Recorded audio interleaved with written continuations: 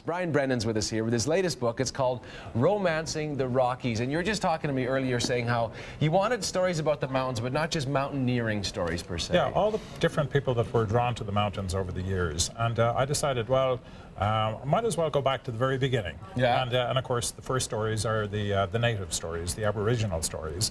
And unfortunately, not many of those were written down. So I sort of jump over the first 11 centuries real quick before we get into the Europeans, when we do start to read the journals of the fur traders and so on. Oh, and of course, everybody talks about Marilyn, and I know that she was here, but I have no idea what happened while she was here. Well, there are all kinds of, I mean, we know officially that she came here to make a movie. Right. And then after that, there are the stories. Yeah. Now, we know that she injured herself because crutches, we've got a picture of her. She injured herself first in Jasper, her ankle, and then she injured it again when she got to Banff. And then she decided that she wasn't going to do any more filming for a while. But she was giving from her hotel room. And Robert Mitchum, who was the co-star, he was getting kind of tired of these delays. So he spent all his time in the bar at the Banff Springs Hotel drinking gin, complaining about Marilyn Monroe.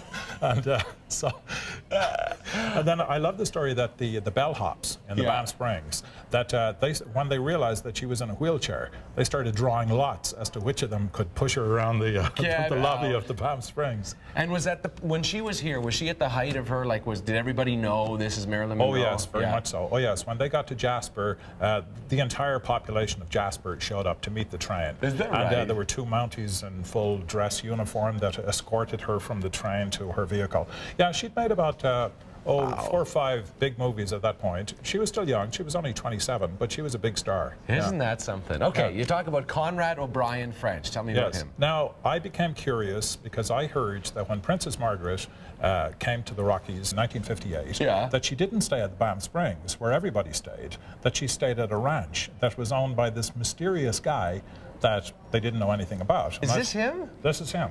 And saying hello to the bear at the Banff nuisance grounds, as they call it. Oh my gosh. And so Conrad O'Brien French, it turned out that he had been a secret agent during the war for the British, and he claimed to be the person on which Ian Fleming modeled James Bond. Seriously? Yeah. Now, of course, the thing is that any information on the Secret Service always remains secret. Yeah. So basically, he could tell any stories that he wanted to. And who's going to disprove him? So if he says, I'm the model for James Bond, they say, well, I guess you're the model for James Bond. Isn't that great? Elizabeth Parker, tell us about her. Elizabeth Parker was, now she was one of the co-founders of the Alpine Club of Canada. She was a newspaper columnist in Winnipeg. Yeah. And in fact, she had been to Banff once, and she loved the and so on.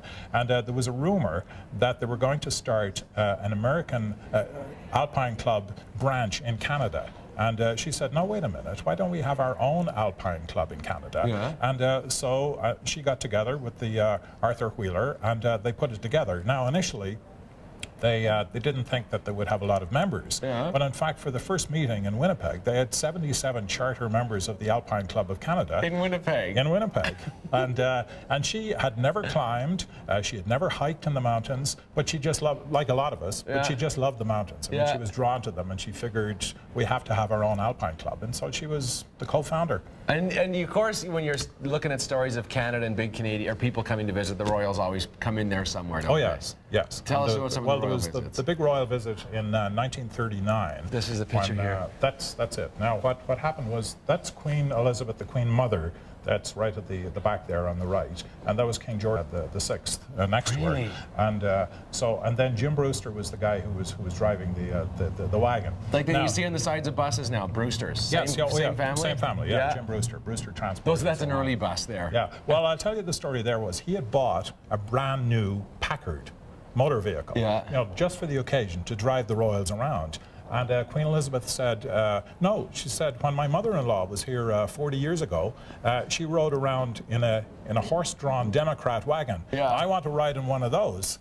And Brewster said, well, now, where am I going to find one of those things? And eventually he found one on the Tsutina Reserve, and it was in terrible shape. So he rented it for $5, put a buffalo blanket over it, and got the Royals sitting down. And then when they were going around the Banff Springs, around the golf course, she said, is this wheel going to come off, Brewster?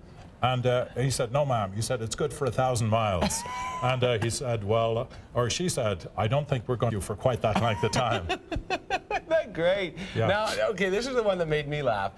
There's a picture in here of a woman and a mistress. And yes. just like explain this here. Well, this was Charles Bedaux. Okay. He was a French millionaire playboy adventurer who decided that he was going to take a trip using these odd vehicles that had been made in France, up through the, starting in Edmonton and going up through the Rockies and eventually ending up in Alaska. Right. And the thing was that he brought along his entire entourage, which included his wife, who's the lady on the left, and his mistress. And I guess he had a very understanding wife. I was going to say, yeah. And I guess they all had a fine time. Isn't that wild? They brought champagne with them, and what he found interesting was at one point, these vehicles, they used to break down in the muskeg all the time, and so he said, well, we might as well break out the champagne. We're going to be here for a while. And he was amazed to discover that the cowboys that were on the trip had never had champagne before. He couldn't believe it. You'd think that'd be something they'd have every night with their beans. Oh, that's right. Nice baked beans and champagne. Right. Isn't that great? I just think it's, and if you want to be there for the book launch and hear more great stories, go to Pages Books on Kensington. It's a book launch and reading. It's happening tonight, and it's at 7:30, and you'll be regaled with more stories from Brian. Brian, it must have been a lot of fun making the book. It was indeed. Well, it's good of you to come by. Thank you. The book is called Romance in the Rockies by Brian Brennan, great friend of the Big Breakfast, and we're going to go for a break. When we come back, are you a computer guy? Not so much. No. Not so much. I'm the wrong generation. No, you're the right generation. Well, I'm learning it. We have nerds on site or even of the better generation.